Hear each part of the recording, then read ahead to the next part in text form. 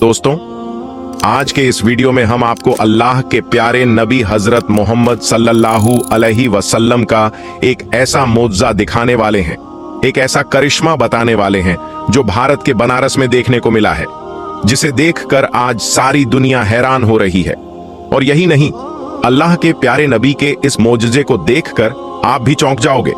इसलिए आज का यह वीडियो आप सभी के लिए बहुत खास है। आप इसे आखिर तक जरूर देखें। और सबसे पहले, अगर आपके दिल में अल्लाह के प्यारे नबी की मोहब्बत है तो आप इस वीडियो को दिल से एक लाइक जरूर कर दें और कमेंट बॉक्स में आई लव मोहम्मद लिखकर इसे शेयर भी कर दें, ताकि और भी लोगों तक यह वीडियो पहुंच जाए। तो चलिए दोस्तों, शुरू करते हैं। दोस्तों, सबसे पहले तो हम आपको बता दें कि अल्लाह के प्यारे नबी हजरत मोहम्मद सल्लल्लाहु अलैहि वसल्लम के बारे में गलत सलत बोलना, उनकी शान में गुस्ताखी करना इस्लाम में एक बहुत बड़ा जुर्म है और इसकी सजा इस्लाम ने बहुत सख्त रखी है। इसलिए हर शख्स को चाहिए कि कोई भी नबी की शान में गुस्ताखी न करे, आपको भला बुरा न कहे, क्योंकि ऐसा करने से अल्लाह पाक बहुत नाराज होता है और फिर अल्लाह ऐसे इंसान को इस दुनिया में ही तबाह और बर्बाद करके रख देता है। आज हम आपको बनारस का एक ऐसा ही सच्चा वाकया बताने वाले हैं जिसमें एक हिंदू शख्स ने अल्लाह के प्यारे नबी को भला बुरा कह दिया, उनकी शान में गुस्ताखी कर दी। लेकिन फिर आप देखें कि उस शख्स के साथ क्या हुआ, जानकर आपके भी रोंगटे खड़े हो जाएंगे। इसीलिए आप इस वीडियो को बिना स्किप किए आखिर तक गौर से जरूर देखें। दोस्तों, बहुत पहले की बात है, बनारस में एक बहुत बड़ा व्यापारी रहता था जिसका नाम चंद्र प्रकाश था। चंद्र प्रकाश अपने धन दौलत और रुतबे की वजह से बहुत ज्यादा घमंडी था। वह हमेशा अपनी दौलत और अपनी ताकत पर घमंड करता रहता था। वह इंसान को इंसान नहीं समझता था और अपने आप को बुद्धिमान होने का बखान करता रहता था। यह उस वक्त की बात है जब बनारस में बहुत से लोग मुसलमान हो चुके थे और वे इस्लाम की शिक्षाओं को मानने लगे थे। और यही नहीं, साथ ही वे अल्लाह के प्यारे नबी हजरत मोहम्मद सल्लल्लाहु अलैहि वसल्लम की सुन्नत और आपके सादा जीवन की चर्चा भी करते रहते थे। अब दूसरी तरफ चंद्र प्रकाश को यह बात बिल्कुल भी पसंद नहीं थी। वह अक्सर बाजार में बैठकर अल्लाह के प्यारे नबी हजरत मोहम्मद सल्लल्लाहु अलैहि वसल्लम की बातें करने वालों का मजाक उड़ाता और साथ ही उनकी शान में गुस्ताखी भी करता। एक दिन चंद्र प्रकाश ने अपने दोस्तों के सामने हंसते हुए कहा, यह लोग किसी अरब के नबी की बातें करते हैं जो रेगिस्तान में रहता है। क्या इनका वह नबी मेरे जैसे धनवान व्यापारी से बड़ा हो सकता है? यह सब बकवास है। और फिर साथ ही चंद्र प्रकाश अल्लाह के प्यारे नबी को भला बुरा भी कहने लगा, उनकी शान में गुस्ताखी भी करने लगा। यह सुनकर चंद्र प्रकाश के सारे दोस्त हंस पड़े, लेकिन पास ही खड़ा एक बुजुर्ग जो एक मुसलमान था, जिनका नाम हाजी अब्दुल्लाह था, वह चुपचाप खड़े इनकी सारी बातें सुन रहे थे। फिर उन्होंने कहा, ऐ चंद्र प्रकाश, अल्लाह के प्यारे नबी का मजाक उड़ाना बहुत बड़ा गुनाह है। पहले तुम उनके बारे में कुछ जान लो, फिर उनके बारे में कुछ बोलना। यह सुनकर चंद्र प्रकाश हंसता हुआ हाजी अब्दुल्लाह का भी मजाक उड़ाने लगा और इस तरह उसने उनकी बातों को अनसुना कर दिया। खैर, इसके बाद आप देखें कि चंद्र प्रकाश के साथ अल्लाह के प्यारे नबी हजरत मोहम्मद सल्लल्लाहु अलैहि वसल्लम का क्या बड़ा मौजा हुआ, सुनकर आप भी चौंक जाओगे। दोस्तों, जिस दिन चंद्र प्रकाश ने अल्लाह के प्यारे नबी को भला बुरा कहा था, जिस दिन उनकी शान में गुस्ताखी की थी, उसी रात जब वह सोया तो उसे एक अजीब सा सपना आया। उसने अपने ख्वाब में देखा कि वह एक रेगिस्तानी रास्ते पर खड़ा हुआ है और सामने एक रोशनी से भरा हुआ शख्स खड़ा है, जिनके चेहरे से नूर बरस रहा था। उस शख्स ने कहा, ऐ चंद्र प्रकाश, तूने मेरी और मेरे रब की राह का मजाक बनाया है। क्यों तू अपने धन दौलत पर और अपनी ताकत पर इतना ज्यादा गुरूर कर रहा है? अब तू मेरे अल्लाह का इम्तिहान भी देख ले। यह सुनकर चंद्र प्रकाश बहुत डर गया और घबरा कर उठ खड़ा हुआ, यानी कि वह जाग गया। लेकिन फिर उसने इसे भी एक महज सपना ही समझा और इस तरह उसने इसे भी नजरअंदाज कर दिया। लेकिन दोस्तों, फिर अगले ही दिन अल्लाह के प्यारे नबी हजरत मोहम्मद सल्लल्लाहु अलैहि वसल्लम का ऐसा मौजा हुआ कि अगले ही दिन चंद्र प्रकाश का सबसे बड़ा व्यापारिक सौदा रद्द हो गया, यानी कि उसका एक बहुत बड़ा सौदा कैंसिल हो गया। और यही नहीं, इसके साथ ही चंद्र प्रकाश का एक जहाज जो मसालों से भरा हुआ था, वह समुद्र में डूब गया और इधर उसकी दुकान में भी आग लग गई, जिससे उसका सारा माल जलकर खाक हो गया। इस तरह चंद्र प्रकाश को अपनी जिस दौलत पर घमंड था, वह सारी की सारी धन दौलत एक ही दिन में खत्म हो गई। यह देखकर गांव के लोग चंद्र प्रकाश का मजाक उड़ाने लगे। और यही नहीं, जो दोस्त इसके आगे पीछे घूमा करते थे, अब वही दोस्त इससे मुंह मोड़ने लगे थे। इस तरह अब चंद्र प्रकाश अकेला और निराश होकर रह गया था। एक दिन चंद्र प्रकाश गंगा के किनारे अकेला उदास बैठा हुआ था।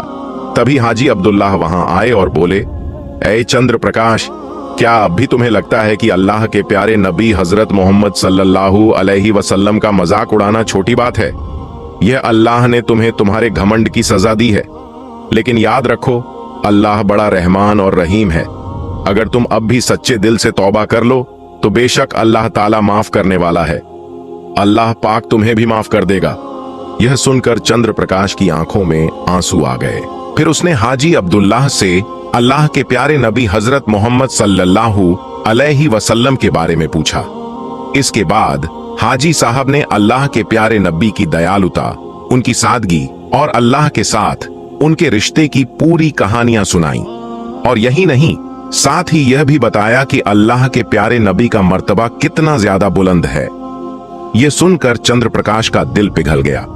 उसने उसी वक्त सच्चे दिल से तौबा की और गिड़गिड़ाकर अल्लाह से माफी मांगने लगा। फिर उसने फैसला किया कि अब वह अपनी बाकी की जिंदगी अल्लाह की राह पर चलकर ही गुजारेगा। दोस्तों, इसके बाद चंद्र प्रकाश ने अपनी बची हुई थोड़ी सी पूंजी से, यानी कि थोड़े से पैसे से, अपना एक छोटा सा व्यापार फिर से शुरू किया। इस बार उसने पूरी ईमानदारी और दयालुता के साथ काम किया और साथ ही गरीबों और बेसहारों की मदद भी करता रहा। यानी कि अब यह शख्स अल्लाह के प्यारे नबी की हर सुन्नत को अपनाने की कोशिश करने लगा। फिर धीरे धीरे उसके व्यापार में खूब बरकत होने लगी।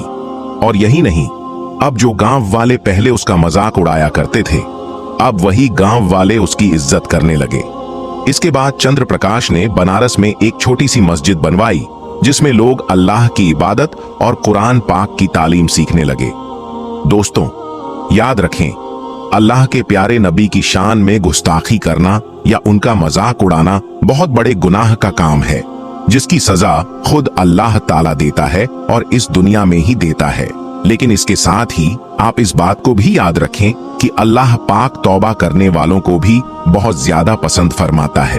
अगर कोई शख्स गुनाह करके फिर सच्चे दिल से अल्लाह को पुकारता है, अल्लाह से माफी मांगता है, तो ऐसे शख्स को अल्लाह ताला माफ फरमा देता है। और यही नहीं, सच्ची तौबा और नेक राह पर चलने से इंसान की जिंदगी में फिर बरकत ही बरकत आती है। मगर फिर भी आज कुछ लोग हैं जो बिना सोचे समझे अल्लाह के प्यारे नबी की शान में गुस्ताखी कर देते हैं, जो बाद में बहुत ज्यादा पछताते भी हैं। दोस्तों, हर एक मुसलमान जो अपने आका से मोहब्बत करता है और अपने आका के सबसे बड़े मौजज़ा कुरान करीम से मोहब्बत करता है, यकीनन उसका चेहरा खिल जाएगा। हर एक मुसलमान, हर एक कुरान के चाहने वाले के लिए एक बड़ा ही खूबसूरत वीडियो लेकर आए हैं। और उन लोगों के लिए जो इस्लाम से नफरत करते हैं, मुसलमानों से नफरत करते हैं और कुरान को कभी जलाने की कोशिश करते हैं, कभी फाड़ने की कोशिश करते हैं, कभी बेहुरमती करने की कोशिश करते हैं, उन लोगों को एक ऐसा झटका लगने वाला है, उनको 440 वोल्ट का झटका लगने वाला है, उनके सीने पर सांप लौटने वाला है। क्योंकि दोस्तों, कुरान का बड़ा चैलेंज, कुरान का ऐसा चैलेंज जिसके सामने आने के बाद सबकी बोलती बंद हो गई है। बड़े से बड़े, छोटे से छोटे और हर उस जाहिल की बोलती बंद हो गई है जो कुरान पर उंगली उठाता आया है। हर उस इंसान की बोलती बंद हो गई है जो कुरान की पाकीज़गी को चैलेंज करने की गलती करता है। तो दोस्तों, हम आपके लिए एक नया और नायाब वीडियो लेकर आए हैं और सच्चाई पर मबनी वीडियो लेकर आए हैं, जिसकी सच्चाई की गवाही, जिसकी सच्चाई की दलील हर एक मुसलमान का बच्चा बच्चा देता हुआ नजर आएगा। और हर आशिक ए रसूल जो यहाँ पर मौजूद है, जो इस वीडियो को देख रहा है, हर कुरान करीम का चाहने वाला जो इस वीडियो को देखकर मेरी बात की गवाही देता हुआ नजर आएगा। अगर आप भी कुरान को सच्चा मानते हैं और कुरान को प्यारे आका मोहम्मद मुस्तफ़ा सल्लल्लाहु अलैहि वसल्लम का सबसे बड़ा मौजज़ा मानते हैं कि अल्लाह ताला ने कुरान के अंदर हर इल्म को रख दिया है, दुनियावी हो या साइंसी इल्म हो, हर इल्म को अल्लाह ताला ने कुरान के अंदर रख दिया है। अब यह अलग बात है कि सलाहियत की बुनियाद पर लोग इसको खोजते हैं, और जिनके पास सलाहियत नहीं रहती है वे सिर्फ पढ़कर निकल जाते हैं। दोस्तों, अगर मेरी बात सही है तो अभी से कर दीजिए वीडियो को लाइक, साथ ही साथ बेल के बटन को ऑन कर दें और ऑल नोटिफिकेशन के ऑप्शन को दबा लें ताकि आने वाला हर एक वीडियो सबसे पहले आप तक पहुंच सके। दोस्तों, कुरान, जबूर, इंजील, तरात, यह 4 आसमानी किताबें अल्लाह के नबियों पर नाजिल हुईं। अलग अलग वक्त पर 4 आसमानी किताबें नाजिल हुईं। लेकिन दोस्तों, एक किताब ऐसी भी है जिसकी हिफाजत की गवाही, जिसकी हिफाजत का जिम्मा खुद खालिक ए कायनात अल्लाह ताला लेता है। वह कौन सी किताब है और वह किताब फिर अपने को झुठलाने वाले लोगों को कैसे चैलेंज करती है, आगे हम आपको बताने वाले हैं। उससे पहले दोस्तों, जो आपने देखा होगा हालिया दौर में मुसलमान जिस तरीके से पूरी दुनिया के अंदर फैल रहे हैं, इस्लाम जिस तरीके से पूरी दुनिया के अंदर फैल रहा है, यह चीज कुछ लोगों को पच नहीं रही है और वह इस्लाम और मुसलमानों के खिलाफ आकर, इस्लाम और मुसलमानों से डरकर उल्टी सीधी हरकतें कर रहे हैं। कहीं मुसलमानों को सताने का काम हो रहा है तो कहीं मुसलमानों को दबाने का काम हो रहा है। कहीं कुरान करीम को जलाने का काम हो रहा है और कहीं कुरान करीम को फाड़ने का काम हो रहा है। दोस्तों, आने वाले वक्त में और पिछले वक्त में आप लोगों ने देखा है कि कुरान करीम से बग़ज़ उठाकर, कुरान करीम से हसरत खाकर कैसे लोगों ने कुरान करीम की बेहुरमती करने की कोशिश की है। दोस्तों, कुछ साल पहले आपने देखा होगा हिंदुस्तान के गुजरात के अंदर से एक वीडियो वायरल हुआ था सोनू डांगर का, जिसमें कैसे एक औरत कुरान की बेहुरमती करती हुई नजर आ रही थी, कुरान को फाड़ने की कोशिश कर रही थी।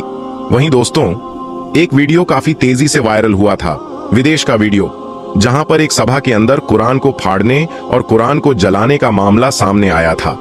लेकिन एक मर्द मुजाहिद ने, जो कुरान के साथ बेहुरमती कर रहा था, भरी मजलिस के अंदर वह दौड़ता हुआ गया और बेहुरमती करने वाले को ऐसी लात मारी कि वह चारों खाने चित्त हो गया। और उस इंसान को जब गिरफ्तार किया जाता है तो दुनिया भर की मुस्लिम कंट्री उसकी हिफाजत के लिए, उसकी तहफ़्फ़ुज़ के लिए साथ आ जाती है। लेकिन दोस्तों, यह इंसान ही नहीं बल्कि कुरान की हिफाजत का जिम्मा खुद अल्लाह तबारक व ताला ने लिया है।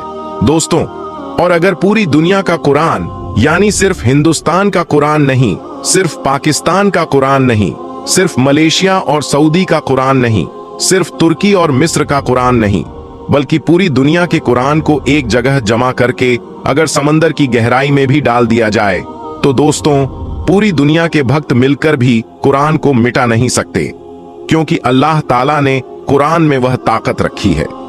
कुरान के अंदर वह खूबी है कि पूरी दुनिया से अगर कुरान की पत्तियां हटा भी दी जाए तो भी कुरान मिट नहीं सकता है, क्योंकि कुरान हाफिजों के अंदर और हाफिजों के दिलों के अंदर महफूज हो गया है।